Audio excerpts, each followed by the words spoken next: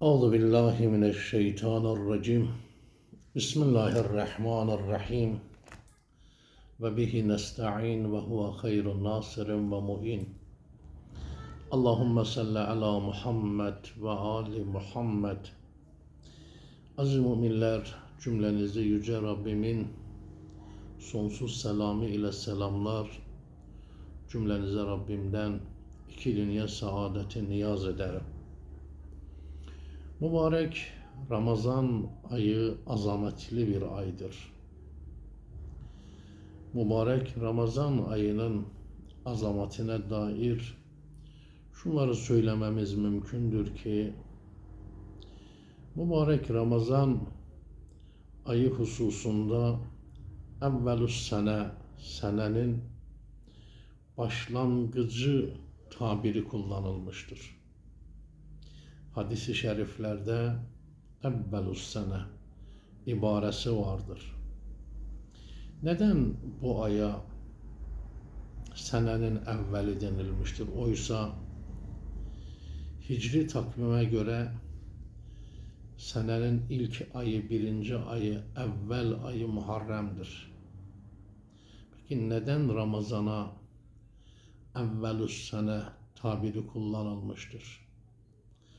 Bunun nedenine baktığımızda müminler, evvelus sene denilmesinin sebebi, Ramazan ayı insanın eğitimi için, nefsinin eğitimi, nefis eğitimi için yılın başlangıcıdır, senenin başlangıcıdır. Tezkiye için, nefis tezkiyesi için senenin başlangıcıdır. Mübarek Ramazan ayı ıslah için, tekamül için yılın başlangıcıdır. Ramazan ayında insanın ruhu temizlenir. Ramazan ayı insanı kamil olma ve tezkiye ayıdır. Tezkiye okuludur, tezkiye mektebidir. Ramazan ayı ilahi sofranın açıldığı bir aydır. Öyle bir sofradır ki bu sofra Peygamber sallallahu aleyhi ve aleyhi ve sellem Efendimiz buyuruyorlar: İnne lillahi maideten aleyha ma la aynun ra'at ve la uzunun semi'at ve la khatara ala kalbi beşer la yaq'udu aleyha illa saimun. Allah'ın bir sofrası vardır. O sofrada öyle nimetler vardır ki hiçbir göz o nimetleri görmemiştir. Hiçbir kulak o nimetleri işitmemiştir. Hiçbir kalp o nimetleri idrak edememiştir. O sofra öyle bir sofradır ki o sofraya ancak ve ancak oruç tutanlar oturabilirler. Müminler, mübarek Ramazan ayı fırsat ayıdır. Neyin fırsatı? Allah ile barışma fırsatı. Kul 11 ay boyunca şeytana uyarak, nefsine uyarak Allah ile arasını açmıştır. Allah'tan uzaklaşmıştır. Şimdi Allah ile arasını düzeltme fırsatı gelmiş karşısına. Şimdi Allah ile arasındaki mesafeyi azaltma ve Allah'a yaklaşma fırsatı gelmiş kapısına. Akıllı insanlar bu fırsatı değerlendirirler. Ramazan ayı insanın hayatını bir düzen içerisine alma fırsatıdır. Mübarek Ramazan ayında bakınız, sahurda yemek vaktimiz bellidir. İftarda yemek vaktimiz bellidir. Yani biliyoruz ki bir ay boyunca bu saatte sahurda yemek yiyeceğiz, bu saatte iftar edeceğiz, şunu yapacağız, bunu yapmayacağız. Hayatımız bir düzen içerisine giriyor.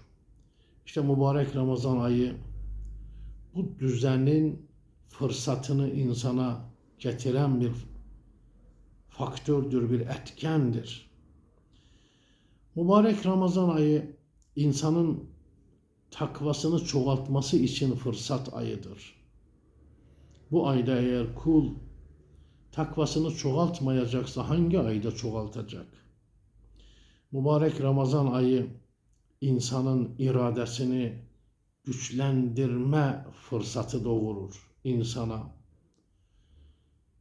Bize helal olan şeyler diğer aylarda, diğer günlerde helal olan şeylerden biz imtina etmiyoruz. Helal olan şeyleri kullanıyoruz. Su bize helaldir, içiyoruz.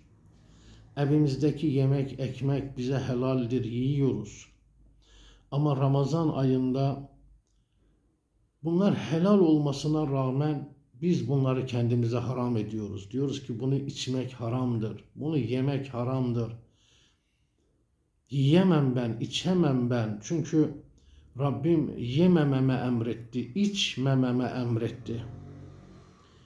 Kimselerin olmadığı bir vakitte evimizde bile çok susamamıza rağmen, hiç kimselerin yanımızda olmadığı zamanlarda bile çok susamamıza rağmen su içmiyoruz. İrademiz bize içmemeye emrediyor. İman bize içmemeye emrediyor. İman ve irade yan yana geldiği zaman biz sakınıyoruz yemekten, içmekten. Yani Ramazan ayı insanın iradesini güçlendirme ayıdır.